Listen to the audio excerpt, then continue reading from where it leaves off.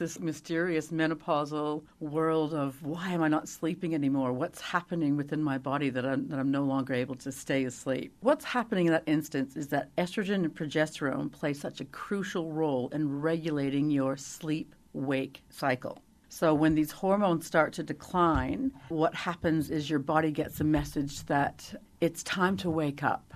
Like, remember the old days when you used to sleep through? Well, that's not happening anymore. So women are having problems either going to sleep, staying asleep. It's like, you have jet lag and you're in another country. Your body's just set in a completely different time zone. And some women, even though they're going to sleep and they're staying asleep, they're not getting that glorious, deep REM sleep, that restorative sleep. So reason for that too, yes, we've got declining progesterone, we've got declining estrogen, but the other culprit here in the hormonal game is a hormone called cortisol. So cortisol is our stress hormone. So when I'm talking about stress hormone, I think people are maybe more familiar with the term maybe adrenal fatigue, adrenal exhaustion, maybe being in fight or flight mode. Well, that's what cortisol is responsible for. So if you're a woman who's had maybe years of stress, ongoing, busy job, busy life, trauma, death, so things sort of pile on top of each other, what happens is that cortisol levels goes back to front. So in the mornings when you're supposed to have lots of energy, you're tired, and then often in the evenings you get this very ridiculous second Mary wind. Martin, I was worried I was part vampire because the sun goes down and I start waking up. Yeah, and people say, I get this second wind at night. I'm so tired, but I'm wired. That's what cortisol does. So you've got these three things at play there.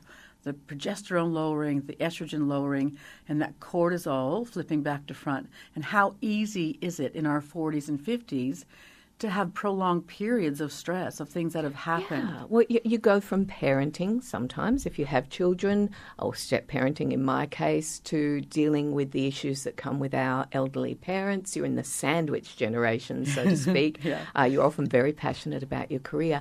And I think the danger is we get used to living on stress. But this is where it's coming out. It's coming out in our hormones and our lack of sleep. Where can we start when it comes to dealing with these things? What are some of the things that we can do? Well, it's complex and individual, but I can give you a few tips to have a look at. Let's just say you're waking between 1 and 3 a.m. Science tells us that's our most active time for our liver. So our liver's detoxifying, doing a big dump between 1 and 3. So women who I have on beautiful liver powder that I have almost in smoothies, I get them to take it at night.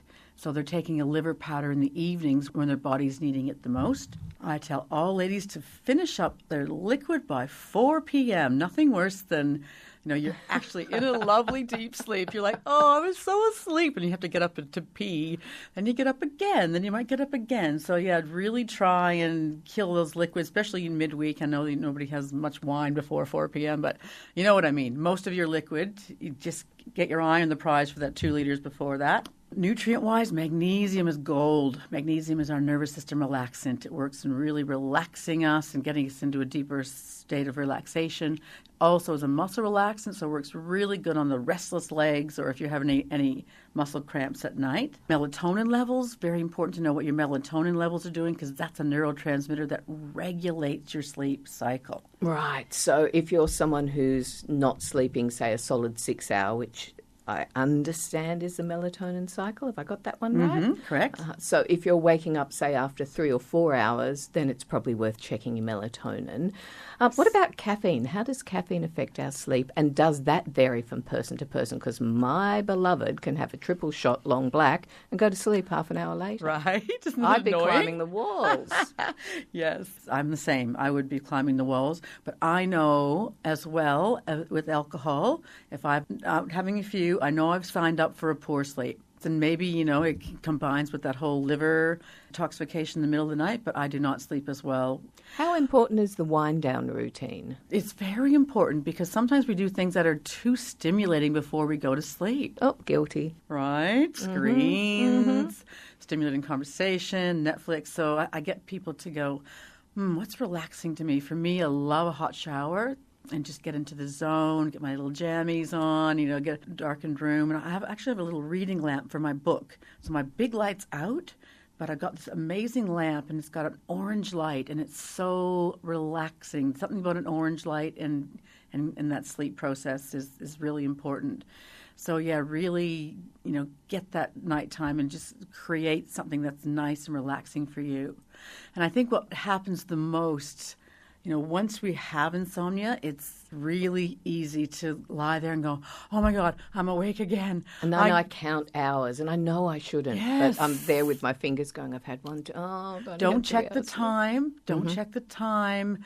And just, try and not get into that whole adrenal of, it's 2:00. I get up at 5:30. I'm not going to be good for this meeting tomorrow. And, it's just like, okay, I'm awake. This is so relaxing, though, isn't it? Oh, my bed's so comfortable. Even though I'm not properly asleep, I'm getting a nice, a relax, and it all adds up. Now I'm just going to try some breathing techniques, and because it's the exact opposite of getting yourself so adrenalized about not being able to sleep, and then that feeds the cycle of not being able to sleep.